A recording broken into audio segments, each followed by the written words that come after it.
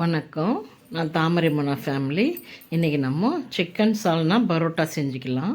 அது எப்படி செய்யுதுன்னு பார்க்கலாம் வாங்க.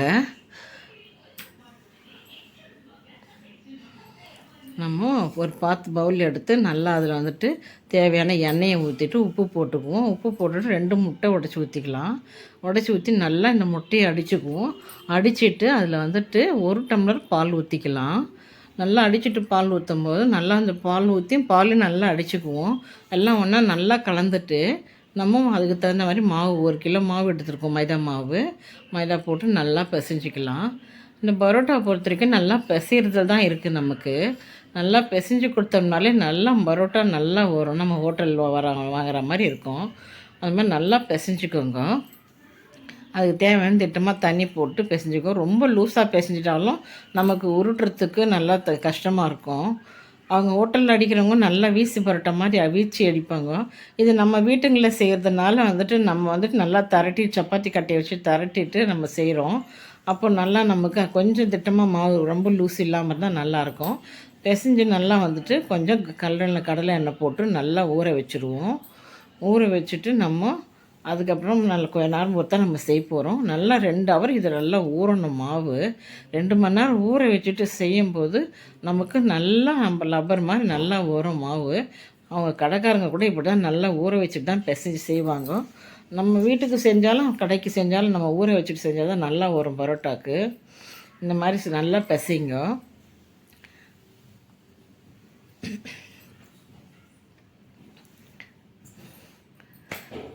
பிசைஞ்சு நல்லா நம்ம ஒரு பாத்திரம் போட்டு நல்லா மூடி வச்சுருவோம். மூடி வச்சுட்டு நம்ம சால்னா ரெடி பண்ணலாம்.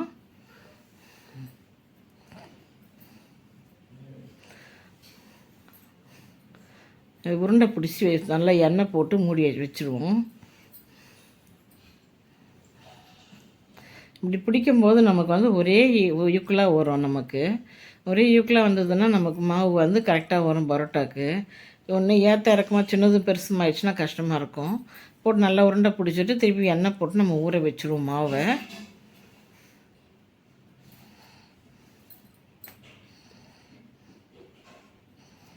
இப்போ நம்ம சால்னா ரெடி பண்ணிக்கலாம்.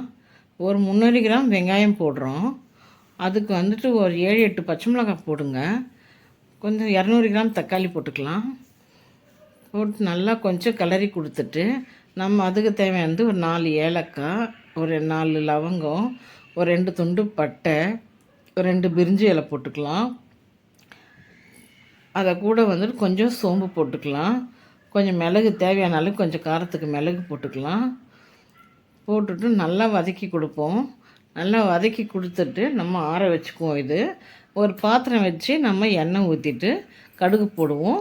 கடுகு போட்டுட்டு அதுக்கு தேவையான இஞ்சி பூண்டு பேஸ்ட்டு போட்டுக்கலாம். இஞ்சி பூண்டு பேஸ்ட்டு கொஞ்சம் தூக்கலாக போடுங்க. அப்போ தான் நல்லாயிருக்கும். போட்டு ஒரு 1/2 கிலோ கறி போட்டுக்குவோம். இது நல்லா அந்த எண்ணெய் அந்த இதில் இஞ்சி பூண்டு பேஸ்ட்டில் நல்லா வதக்கி கொடுத்துட்டு கொஞ்சம் மஞ்சள் பொடி போட்டுக்குவோம். அதுக்கு தேவையான ஒரு வீட்டு மிளகாத்தூள் 2 ஸ்பூன் போட்டுக்குவோம். மிளகாய் தனியாக கலந்த தூள். இது 1 ஸ்பூன் வெறும் மிளகாத்தூள் போட்டு நல்லா கொஞ்சம் வதக்கி கொடுத்துட்டு நம்ம அதுக்கு தேவையான தண்ணி ஊற்றி நல்லா வேக போட்டுருவோம். வேக போட்டுட்டு நம்ம மசாலா அரைச்சிக்கலாம். ஒரு பவுலில் மிக்ஸி ஜார் எடுத்து நம்ம அது ஒரு 1/2 முடி தேங்காய், கொஞ்சம் உடச்சக்கல்ல, ஒரு 10 முந்திரி போட்டுக்கலாம். போட்டுட்டு நல்லா கொஞ்சம் பேஸ்ட்டாக அரைச்சிடுவோம். அரைச்சிட்டு அதுக்கப்புறம் நம்ம இந்த எல்லாம் வதக்கி வச்சுருக்கிறது எல்லாத்தையும் போட்டு அதை கூடவே அரைச்சிக்கலாம். நல்லா நைஸாக அரைக்கணும். இது குறப்பாக இருக்கக்கூடாது. நல்லா நைஸாக அரைச்சிட்டு நம்ம கறி வெந்துட்டுருக்கோம். நம்ம அதில் தூக்கி நல்லா ஊற்றிடுவோம்.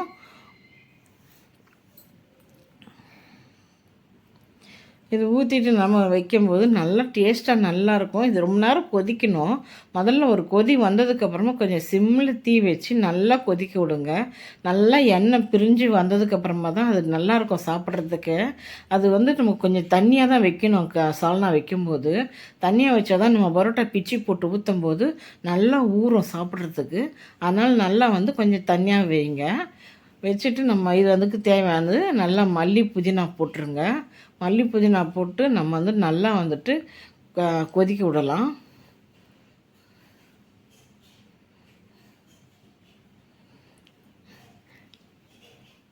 நம்ம அதுக்கு மூடி வச்சுட்டு நம்ம பரோட்டா ரெடி பண்ணிக்கலாம். நம்ம அடுப்பு கட்டு மேலே போட்டு நல்லா நைஸாக திரட்டுவோம். நைஸாக நல்லா திரட்டும் போது நம்ம வந்துட்டு கொஞ்சம் திட்டமாக மாவு பேசும்போது நல்லா நைஸாக திரட்டுறதுக்கு வரும். நல்லா திரட்டிட்டு நம்ம வந்து கத்தி வச்சு நம்ம கோடு போட்டுக்கலாம். கத்தி வச்சு நல்லா மெலிசாக கோடு போட்டுட்டு நம்ம வந்து சுருட்டி சுருட்டி வச்சுட்டோம்னா நமக்கு பிச்சு போடும்போது நல்லா வரும். பஞ்சு மாதிரி பரோட்டா நல்லாயிருக்கும். அப்போ நம்ம குழம்பு ஊற்றி சாப்பிடும்போது நல்லாயிருக்கும் சாப்பிட்றதுக்கு.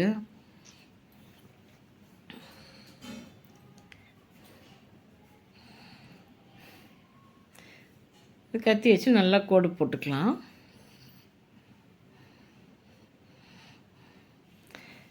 இது நம்ம அடிக்கடிக்கு செய்யலைன்னா கூட என்றைக்காவது ஒரு நாளைக்கு பிள்ளைங்க விருப்பப்படும் போது நம்ம வீட்டில் செஞ்சு கொடுத்தோம்னா குழந்தைங்களுக்கு வெளியே சாப்பிட்ணுன்ற ஆசை வராது. நம்ம வீட்டில் செஞ்சு கொடுக்க சொல்லி கேட்பாங்க. நம்ம என்றைக்காவது ஒரு நாளைக்கு செஞ்சு கொடுக்கலாம். அடிக்கடிக்கு செய்யணும் கூட செய்யக்கூடாது தான். இது மைதா வந்து உடம்புக்கு கெடுதல் சொல்லுவாங்க. அதனால் நம்ம ரேராக செய்யலாம். எப்போது ஒரு முறை மாதத்துக்கு ஒரு முறையோ 2 மாதத்துக்கு ஒரு முறையோ செஞ்சு கொடுக்கலாம், தப்பு கிடையாது. ரெகுலராக தான் எடுக்கக்கூடாதுன்னு சொல்லுவாங்க மைதா. அதனால் என்றைக்கு ஒரு நாளைக்கு செஞ்சு கொடுக்கலாம். இந்த மாதிரி நல்லா திரட்டிட்டு நம்ம தட்டி வச்சுக்குவோம். தட்டி நம்ம தவாவில் போடுவோம். இப்போது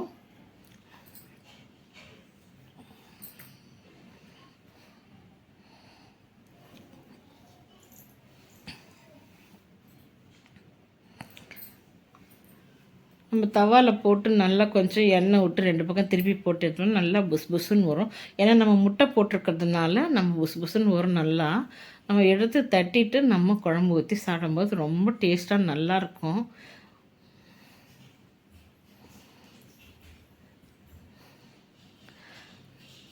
நமக்காக இல்லைனாலும் நம்ம பிள்ளைங்களுக்காக செஞ்சு கொடுத்து தான் நான் என்ன பண்ணுறது. பிள்ளைங்க தான் கடையில் வாங்குகிற பரோட்டா தான் ரொம்ப ஆசைப்பட்றாங்க. அப்போ நாமளே வீட்டில் செஞ்சு கொடுத்தோம்னா வீட்டிலே சாப்பிடுவாங்க. இந்த வீடியோ பிடிச்சிருந்தேன்னா நீங்கள் லைக் பண்ணுங்கள், ஷேர் பண்ணுங்கள், சப்ஸ்கிரைப் பண்ணுங்கள். தேங்க்யூ.